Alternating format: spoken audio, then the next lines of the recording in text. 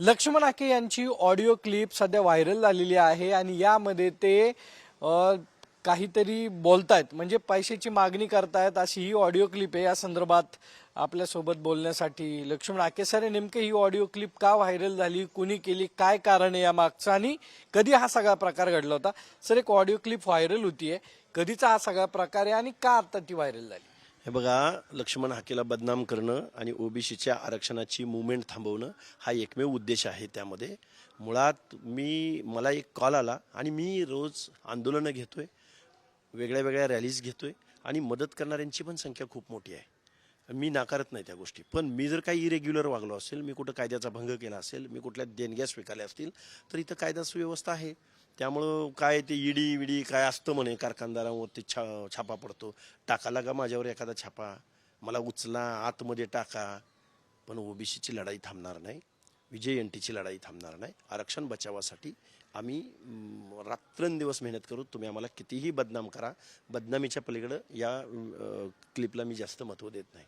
नाही, पण खरंच पैसे मागितले? अरे बघा ना, ऐका ना तुम्ही, त्यामध्ये मी मागितलंय का बघा तरी।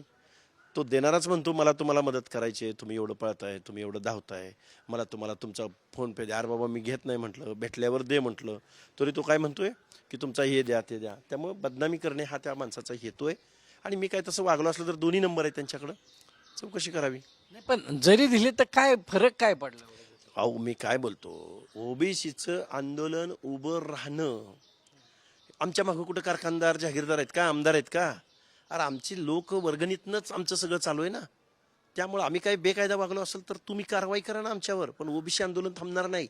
उगं बदनामी करणे बेकायदा वागण्याचा विषयच नाहीये। त्या ऑडिओ क्लिप मधून एक स्पष्ट होते की तुम्ही मागणी नाही करत, समोरचे देत आहेत, मग ते तुम्हाला बदनाम करण्याचं हे सगळं षडयंत्र आहे का?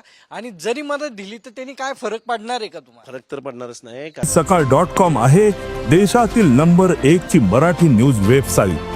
प्रत्येक अपडेटसाठी isakal.com ला नक्की भेट द्या। कारण ओबीसीचा गावगाड्याचा लढा लढला गेला पाहिजे। लोकांना एकत्रित आणण्यासाठी ज्या काही गोष्टी करायला लागतात ते कराव्या लागतील। अरे महात्मा गांधींच्या आंदोलनावर पण तुम्ही टीका केली ना सगळ्यांनी।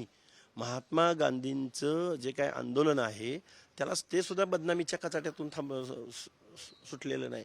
त्यामुळे लक्ष्मण हाकेचं बदनामी करणे हा एकमेव उद्देश या क्लिपमध्ये आहे। नितीन गडकरी म्हटले की मी ब्राह्मण समाजात जन्माला आलो किंवा आरक्षणाचा त्यांना फायदा झाला नाही किंवा या सगळ्या गोष्टीतून त्यांनी त्यांची खतखत जी आहे ती व्यक्त केली आहे, काय वाटतं?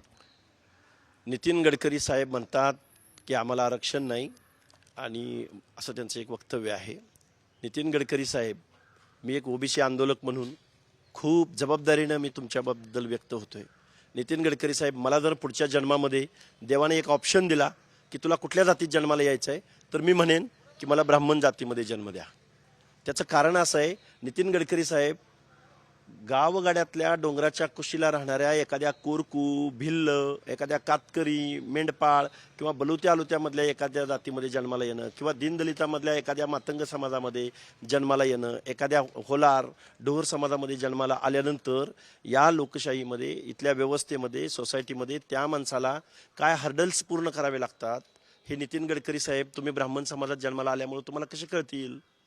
डॉक्टर बाबासाहेब आंबेडकरांनी इथल्या प्रत्येक जात समूहाचा विचार केला, संविधानामध्ये तरतुदी करून दिल्या आणि आम्ही मग म्हणू की बाबा पुढच्या वेळी आम्हाला जन्म जर द्यायचा असेल तर नितीन गडकरीच्या ब्राह्मण समाजामध्ये दे। सर, पण हाकेंकडून वारंवार टीका केली जाते छगन भुजबळांवरती।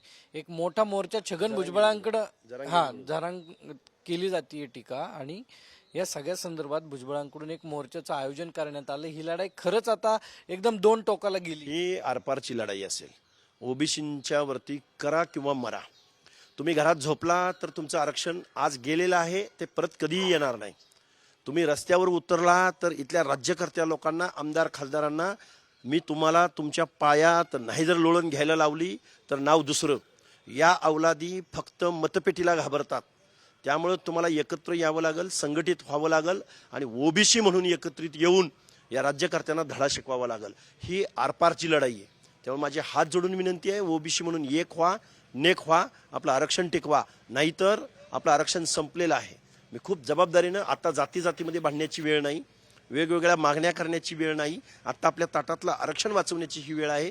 ही मी तुम्हाला हात जोडून कळकळीची विनंती करतो. पुढच्या काळात आता दसरा मेळाव्याला तुम्ही कुठं उपस्थित राहणार आहे किंवा दसरा मेळावा घेणार? मी ओबीसी बांधवामध्ये उपस्थित असेन.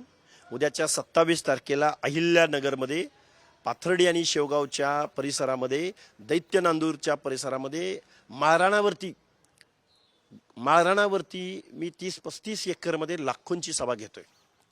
त्यामुळं माझा रोजच दसरा मेळावा आहे. त्यामुळं मी ओबीसी बांधवामध्ये असेल, हक्क अधिकाराच्या लढाईमध्ये असेल आणि आपण जिथं उभा आहे तिथं मेळावाच सुरू आहे. पण जरांगे पाटील दिल्लीच्या दिशेने वाटचाल करणारे आंदोलन, जरांगेनी अरब अमिरातीकडे वाटचाल करावी. खरं तर जरांगेसारख्या महान तत्वज्ञ, विचारवंत, सोशल रिफॉर्मरची गरज अरब अमिराती किंवा अगदी केनियन राष्ट्रांना आहे. तिकडे त्यांना पाठवून द्यावं. मी महाराष्ट्राच्या मुख्यमंत्र्यांचं, देशाच्या पंतप्रधानांचं मी आभार मानेन की बाबा ह्याला एवढा उचला आणि कुठेतरी लांब तिकडं आफ्रिकन कंट्रीजमध्ये याला सोडून द्या. तिकडे आंदोलन करेल. तिथं न्यायाची आवश्यकता आहे ना. अरे इथं राज्यकर्ते असलेल्या मराठ्यांना जर तो न्याय मिळवून देत असेल तर ते बिचारे अजून आफ्रिकन जंगलामध्ये फिरतायत, त्या लोकांना न्याय मिळेल ना. त्यामुळे ह्या महान योद्ध्याला, या रत्नाला तुम्ही खरं तर आफ्रिकन कंट्रीजमध्ये पाठवलं पाहिजे. सर न्यायालयीन लढाई तर ही सगळी सुरूच आहे, पण आता काही दिवसांमध्ये निवडणुका तोंडांवरती आहेत. बेकायदा मागणी करणाऱ्या महाराष्ट्र शासनाला मी सांगेन, तुम्ही उलटे पालटे आणि बेकायदा निर्णय GR जरी घेतला असला तर रस्त्यावरची लढाई हा ओबीसी जिंकेल, हा लक्ष्मण हाके जिंकेल. हे मी आज लिहून देतो. भल्या भल्यांचे इमले नाही कोसळले या ओबीसीच्या वादळासमोर, नाव दुसरं. पण सर सध्या जी राजकीय परिस्थिती निर्माण झाली आहे, टीकेची जी पातळी आहे ती पूर्ण घसरत चालली आहे. मग पडळकरांनी केलेली टीका असेल, जारांगे जी करत असतील किंवा तुम्ही जी करत असतील, यातून एक समन्वय तुम्हाला वाटत नाही का साधावा? किंवा ही भाषा जी एकदम खालच्या थराला चालली आहे सगळ्या नेत्यांकडून आणि राज्यातलं वातावरण बिघडण्याचं काम तुमच्या 3-4 नेत्यांकडून केलं जातं, असे आरोप तुमच्यावर होत आहेत. यासाठी काय पर्याय तुम्ही निवडणार आहे किंवा हीच भाषा राहणार आहे? लक्ष्मण हाके संविधान मानणारा माणूस आहे. लक्ष्मण हाके हर एक जात समूहाचा आदर व्यक्त करणारा माणूस आहे. आमच्याकडे जर आक्रस्ताळीपणे भाषा येत असेल तरी वेदनेतून आलेली आहे, विद्रोहातून आलेली आहे. ज्या राज्यकर्त्या लोकांनी, ज्या कारखानदारांनी इथल्या आमच्या 4 पिढ्यांचं शोषण केलं, कोल्ड ब्लडेड म्हणजे एकदम शांत डोक्यानं आमच्या पिढ्या संपवण्याचं काम केलं, त्या माणसांनी आमच्या तोंडून एखादी जर शिवी गेली असेल, सहन करावं ना. तुम्ही आमची माणसं दगडामध्ये चिनून मारली, त्यावेळी आमच्या लोकांच्या वेदना किंवा ती आर्त किंकाळी इथल्या कारखानदारांच्या, आमदारांच्या, खासदारांच्या, मंत्र्यांच्या कानावर गेली नाही ना. त्यामुळं इथून पुढचा विद्रोहाची भाषा ही शिवराळ असेल का हातात शस्त्र घेणारी असेल, हे इथून पुढच्या कालावधीमध्ये काळ सांगेल. नाही, पण जी भाषा पडळकरांनी वापरली आहे तिचं समर्थन तुम्ही करताय म्हणजे? हे बघा, पडळकरांच्या ते जे काही बोलले या गोष्टीचं मी समर्थन करत नाही.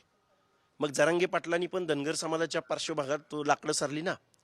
जरांगे पाटलांनी मुख्यमंत्र्यांची आयमाई काढत असताना आम्ही आरक्षण मागतोय, तुझी बायको मागत नाही, हे कोण बोललं? मग त्यावेळी इथले विचारवंत, राजकारणी, पुढारी, आत्ता ज्यांना ऊर भरून आलंय ना, ती माणसं कुठं होती? त्यामुळे जरांगेकडे एका चष्म्यातनं बघायचं आणि पडळकरांकडे एका चष्म्यातनं बघायचं, हे दुर्दैव आहे. पडळकरांची काय वक्तव्य केलं त्याचं मी समर्थन करत नाही, पण इथल्या जबाबदार लोकांनी थोडं खिलाडू वृत्तीनं घ्यायचं.